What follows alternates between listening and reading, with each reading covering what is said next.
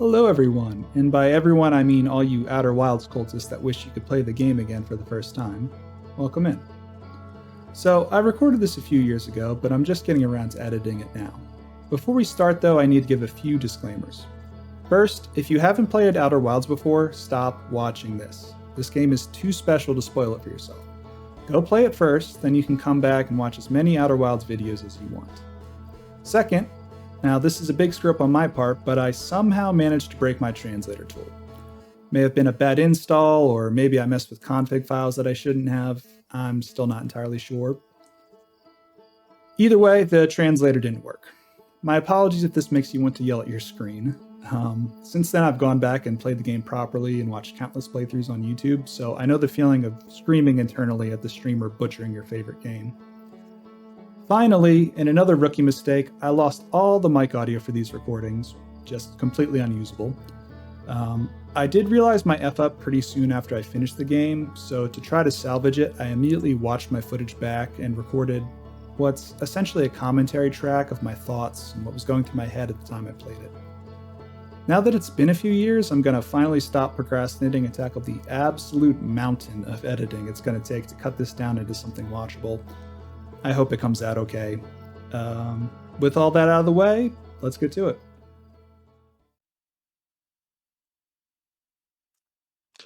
So, I was pretty confused about what just happened.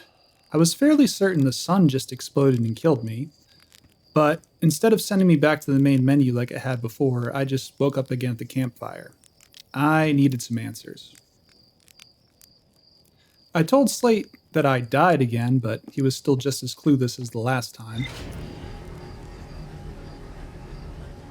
I headed up to my ship and contemplating about blasting off right away, but on second thought, I thought maybe there might be some other villagers that had answers to my questions. So I grabbed my spacesuit and headed off in the direction of the museum to go talk with Hornfells.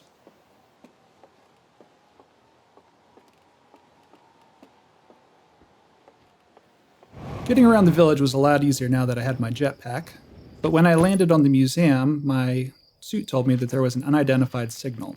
I pulled out my signal scope and pointed at the Schrodinger's rock, only for it to be identified as a museum shard on the quantum fluctuations frequency.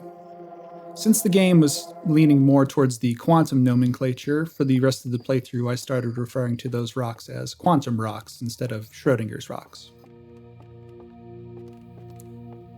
When I went up to see Hornfells, he was nowhere to be found.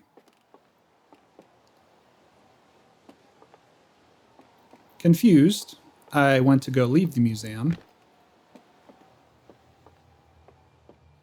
and I found Hornfells looking at the statue that now, for some reason, had its eyes open.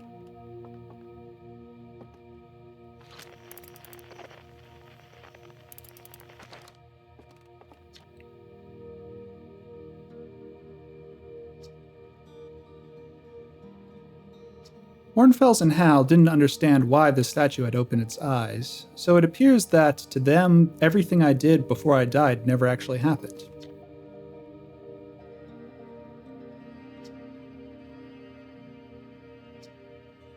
Yep, time loop confirmed, and we seem to be the only ones aware of it. None of the other villagers had much to say, so I decided to take off from my spaceship and explore some of the interesting things I had seen previously on Hearth.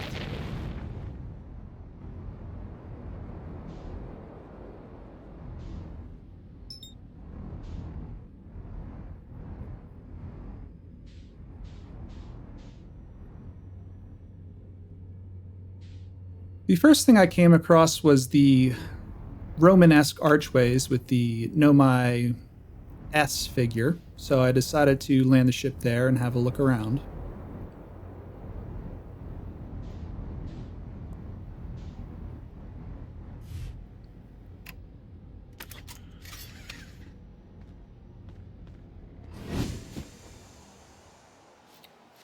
The ruins looked very old and had broken down over the ages. I found a strange disc with concentric spinning circles. My signal scope didn't yield any information, and neither did taking pictures of it with the Scout. So for now, I decided to leave it alone, and maybe I'd find out more about it later. Walking into the curvy Nomai ruin, I found a strange glowing white pad on the ground.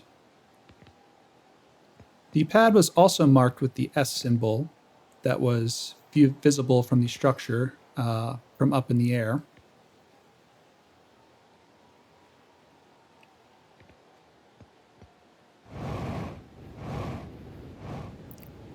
I didn't find anything interesting with the white pad on the ground, so I headed through the archways and was greeted to the sight of a large crater with pine trees, a broken bridge, and a waterfall in the distance.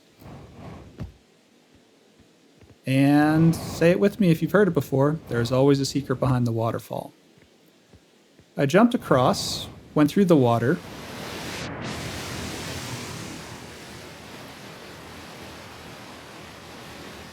and sure enough, there was a cave on the other side.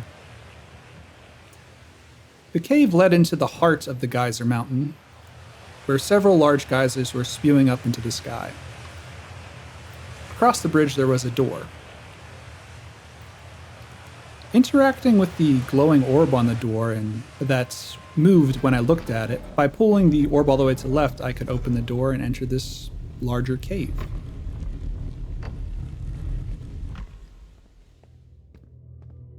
It was very dark, so I had to turn my flashlight on, and I discovered the skeleton of a dead Nomai.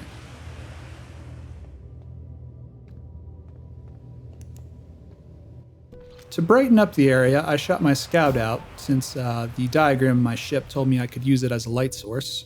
Then I took some pictures to try to get a look around. I followed the path in this direction it seemed like it wanted me to go, but when I tried to jump through, the waterfall sent me crashing down below. Under the water were a bunch of glowy rocks like I had seen in the Zero-G cave, and a bunch of strange circular holes bored into the surface of the cave. A geyser accidentally spit me up into the air, and I landed on some platforms, then ventured into one of the boreholes to see if there was anything interesting, but there wasn't. At the end of the borehole was a strange, glowing artifact. I didn't know quite what to make of it, so I launched my Scout in to see what would happen, and my Scout was conveyed down the path and then up the next path.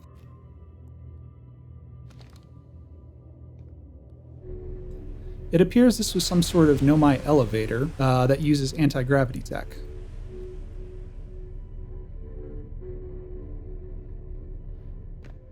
When I got to the top of the elevator, I took a look around and found a bunch of glowing rocks, another dead Nomai skeleton, and some pottery structures that looked like they were used to smelt the rocks down into some type of ore.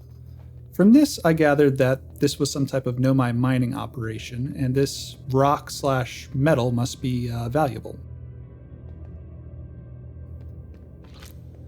I found a wall of text, but still wasn't able to translate it.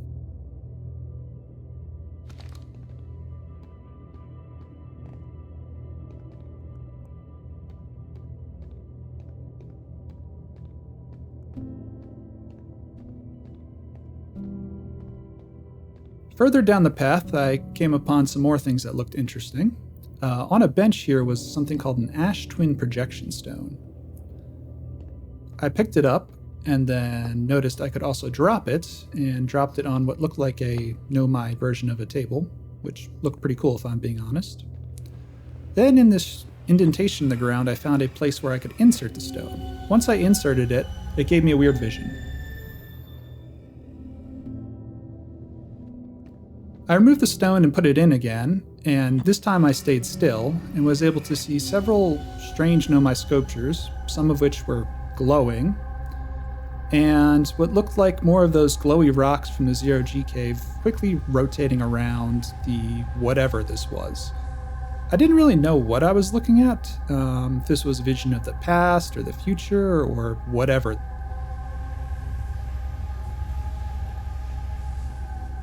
Unfortunately, when I left the indentation on the ground, it moved me in real life and I fell off the edge.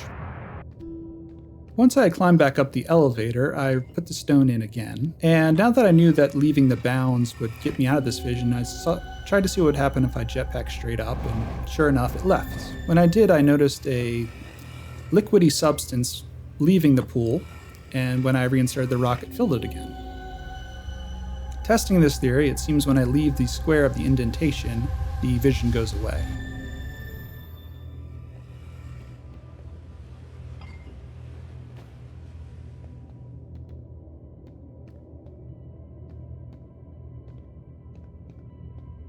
Looking around, I found another place I could place the Ash Twin projection stone, and it created text on a wall, this time orange. I thought that was strange, so I tried to translate it, but still couldn't. I even tried tracing the translator along the swirl to see if that would do anything, but it didn't. I continued to look around, tried placing the stone on top of what I'm assuming is a ground light, and then took a good look around the cave to see if there was anything else of interest.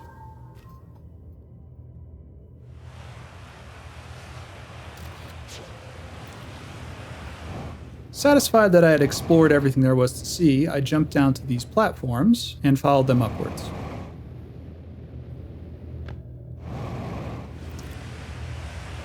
But they just led me back to the entrance I came in, so I decided to leave the cave.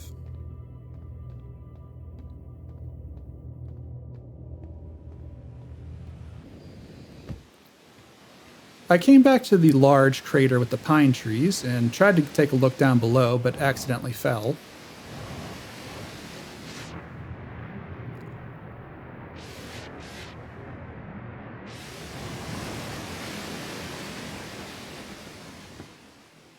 After I managed to make my way out of the water, I looked for a way up, and the next thing of interest I found was this mural on the ground painted on a piece of stone.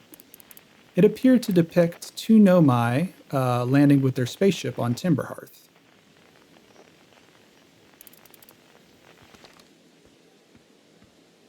After looking at the mural, I jetpacked back up to the archways where I came in and got back in the ship.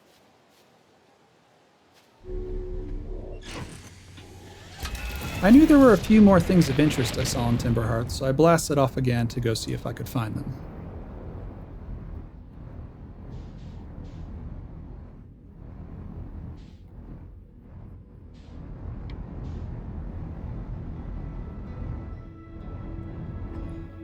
On the side of the planet, I spotted another crater with some trees growing out of it, so I decided to go investigate.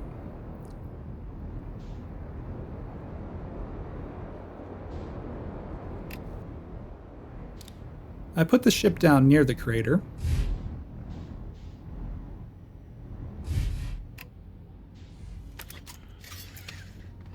And when I got out, I noticed what appeared to be a treehouse with a spiral staircase, so I jetpacked my way over to it.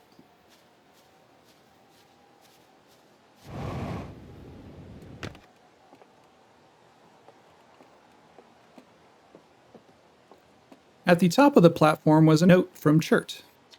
Chert's research notes, property of Chert. I've detected a strange signal coming from somewhere within the grove in this crater. It's very similar to the signal emitted by the quantum moon, so it stands to reason the two signals are probably related. We don't know much about the quantum moon, seeing as no one's ever been able to land on it, but hopefully studying the signal in the grove will reveal more about it.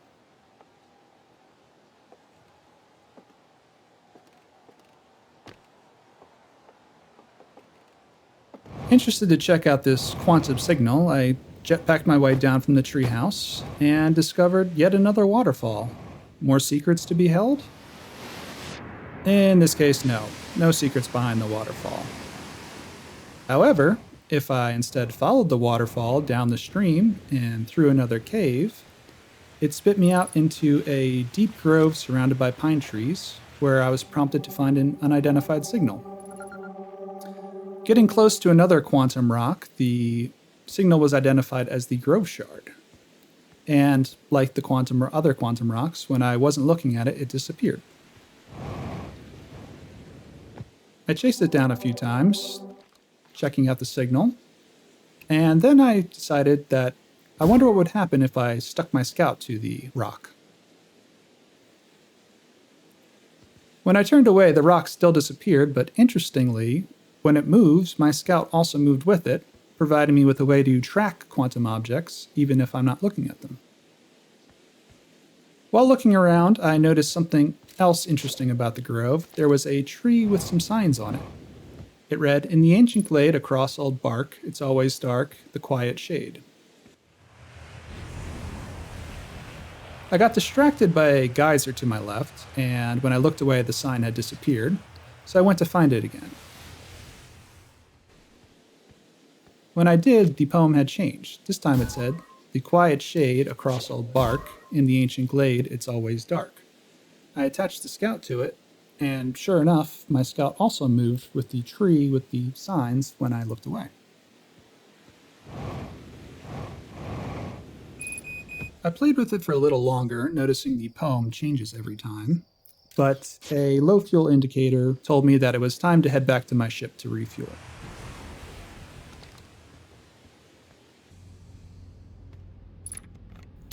After refueling my jetpack, I blasted off to see what else I could see on Timber Hearth.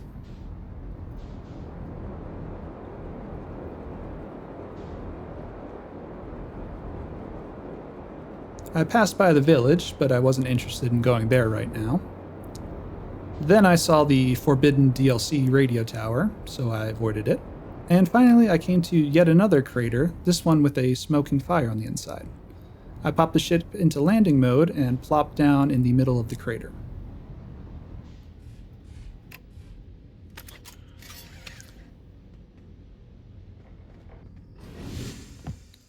When I got out, I noticed a strange looking woody vines covered with ice and a thorny flower in the middle. Walking around, it looked completely alien and probably wasn't from this planet. I tried to get a closer look at the holes in it, but punctured my suit with a thorn and had to patch it up before I lost oxygen. And finally, I talked to Tektite standing nearby. Tektite said they saw a fire with their little scout and decided to check it out. I asked if this was a dark bramble seed, since it looked kind of like dark bramble. The seed put down roots in a hurry, and Tektite decided that they needed to chop it up, but they wanted to get a look inside by talking to Tough at the village before they set to hacking it up. So I went back to my ship, decided to go back to the village to talk to Tough.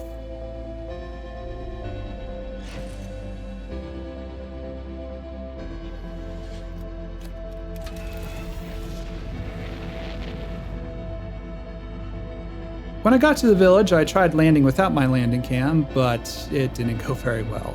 I crashed headlong into a tree and spiraled out of control before I could land. Then I heard a weird noise, and the same blue light that had killed me the last time was hurtling towards me.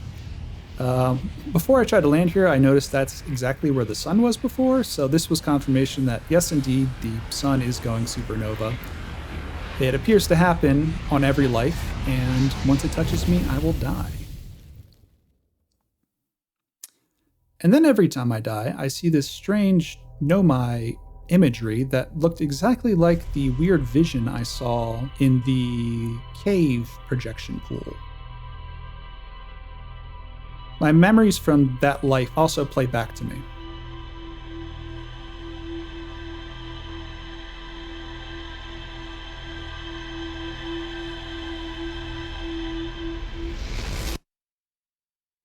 I woke up by the campfire again, but this time I noticed something weird.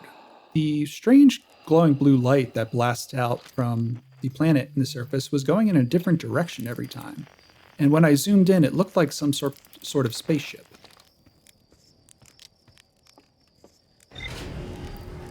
So I headed back up to my ship, determined to try to catch it and figure out what the hell that thing was.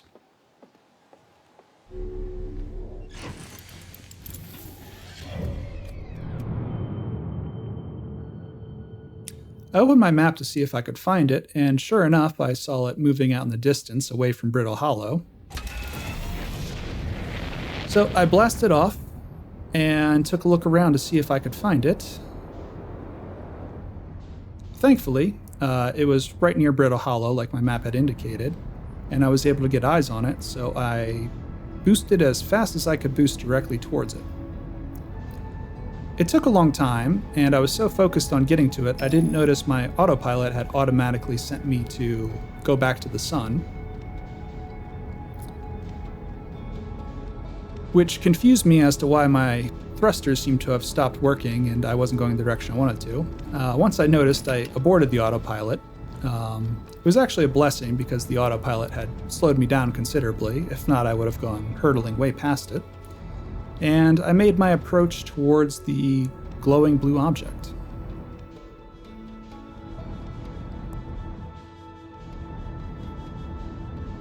I was moving a little too fast past it and blew right by, but I did get close enough to lock on, which helped a lot since I was able to match velocity to slow myself down. Once my velocity was matched, I tried to make slow, careful progress back towards the object.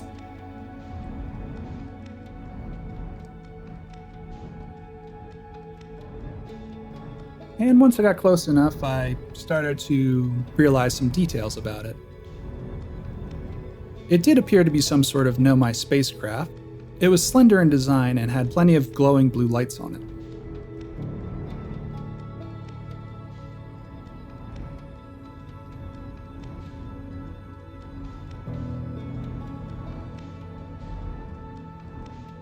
I got my ship in a good position to park and get out to take a closer look.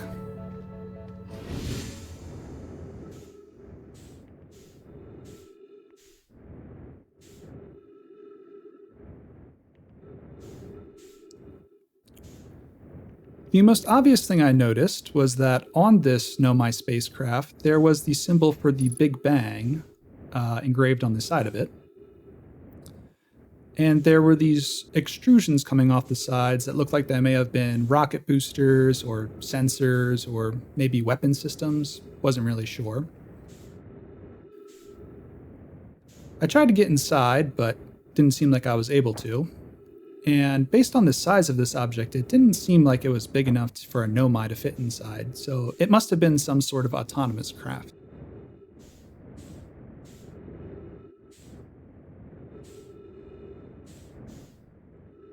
I orbited around it for a little longer to see if there was anything interesting, but didn't seem like there was any way I could interact with it or anything I could do, so I headed back to my spaceship.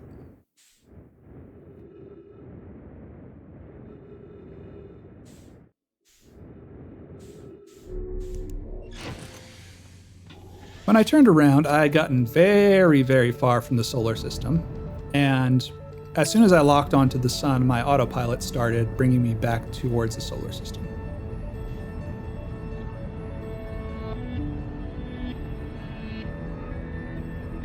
It took a long time to jet my way over there, so to kill time, I pulled out my signal scope and was delighted to notice that all of these signals in our solar system overlapped at the same time, including the quantum fluctuations, but those weren't as interesting.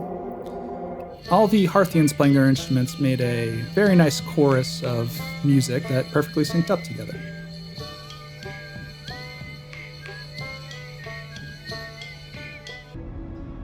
Once the autopilot completed and got me back into the solar system, I was a little confused about what to do.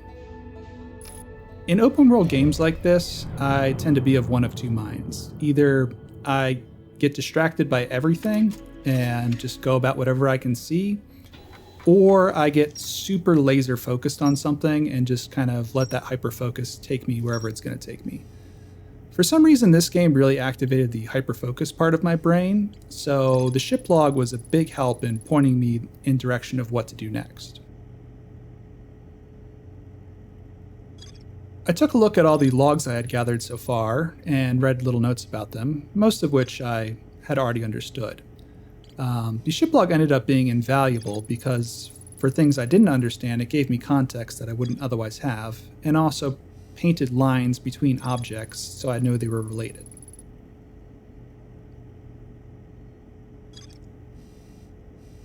Out of all my entries, it seemed like there were a couple paths I could pursue, either Esker's Camp, the Lunar Ruins, or finding Gabbro.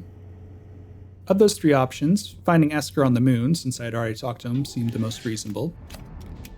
So I marked his location on my HUD and autopiloted over to Hearth. Once I got close, I realized I didn't actually want to go to Hearth. I wanted to go to the Adel Rock, so I changed focus and autopiloted over to the moon.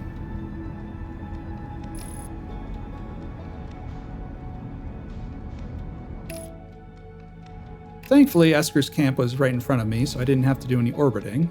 I switched to landing mode and put the ship down right next to the crater that Esker resided in.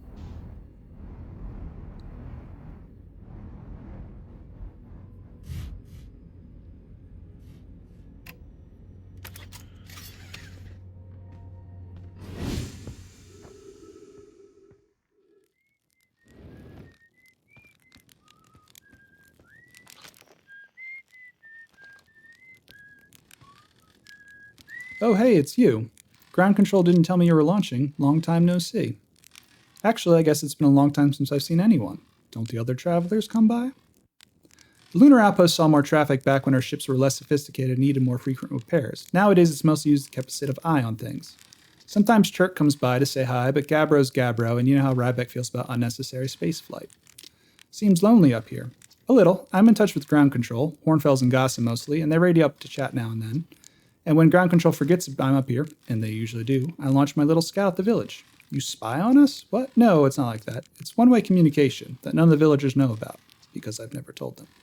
Was that you whistling? Probably, or actually definitely. The other travelers carry instruments. You can pick up their music with a signal scope, you know. Best spot for that is the North Pole. The North Pole is marked in red on your mini-map. Just go north.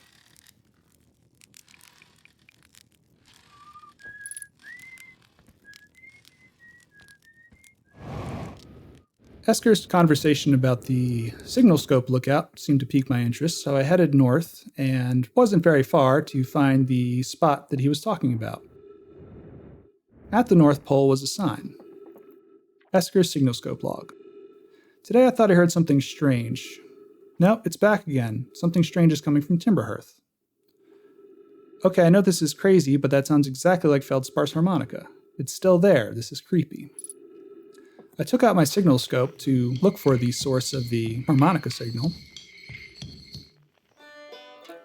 After finding a couple of the other travelers on different planets, sure enough, when I pointed my signal scope at Hearth, there was harmonica music playing.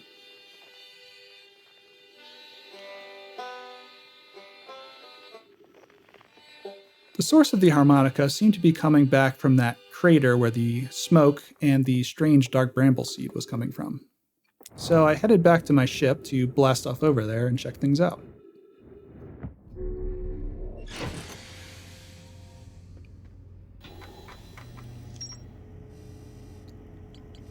My ship log connected Esker's camp to the lunar lookout, and sure enough, the lunar lookout connected to the dark bramble seed like I had inferred.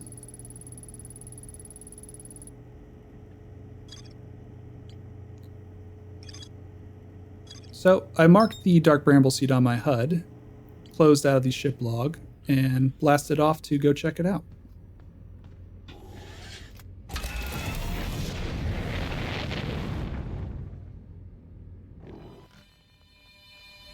I brought up the signal scope in my ship just to make sure I was headed in the right direction, and sure enough, the harmonica was coming from the dark bramble seed.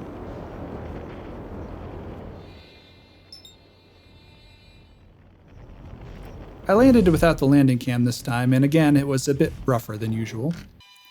When I got up close to the seed, I confirmed that the harmonica was coming from right inside of the seed, which was a bit strange.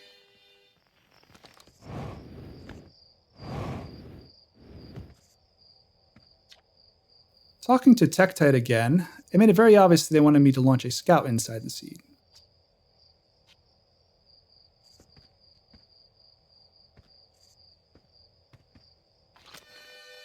I pulled out my scout launcher and launched it inside the opening, then started taking pictures. Inside was a TARDIS-like atmosphere that was much larger on the inside than it was on the outside. I continued taking pictures in this weird foggy environment until eventually the skeleton of an anglerfish appeared and my scout flew directly into its mouth. Once the scout landed, I rotated the camera around to get a better look, and I saw what I thought looked like might be pine trees inside the mouth. So I recalled the scout and launched it back in again. This time when my scout got close to the anglerfish, I took a picture, and sure enough, those were pine trees. Perhaps feldspar is actually alive, and he's been camped out in this anglerfish in dark bramble the whole time, and no one's been able to find him. And if it wasn't for the seed crashing on Timber Hearth, no one would have known he was there. I also noticed that the signal from my scout said error duplicate signal, and the other duplicate was coming from somewhere else. When I opened my ship log, a new entry for inside the seed appeared, and also updates for the dark bramble seed.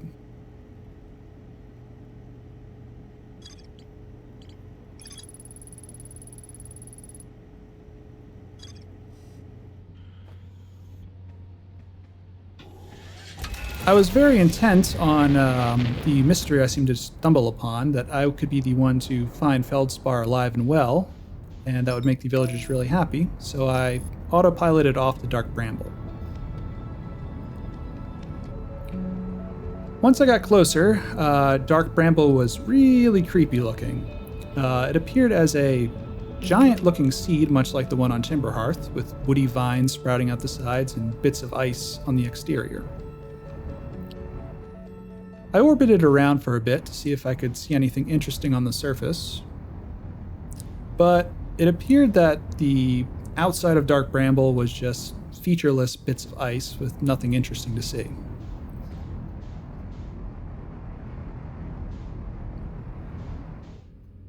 I continued to orbit around for a little bit, just in case, but eventually I had the idea that if my scout could go inside the little seed, maybe I could go inside this big seed.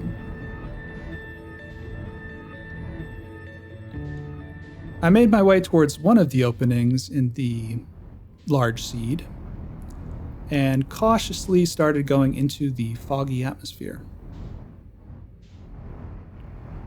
Once I went in, the space expanded into a much larger space, just like the Timber Hearth seed. There were strange lights glowing in the fog and what seemed like giant vines everywhere. I twisted and turned. Then I heard a horrific roar and was promptly eaten by a giant anglerfish. Let me tell you, this scared the absolute shit out of me at the time. I was not expecting that, and yeah, it killed me. So from this point forward, I vowed, fuck Dark Bramble, I am never going back there again unless I absolutely have to. And I did in fact keep that promise and did not return to Dark Bramble until the very end of my playthrough, because fuck those anglerfish.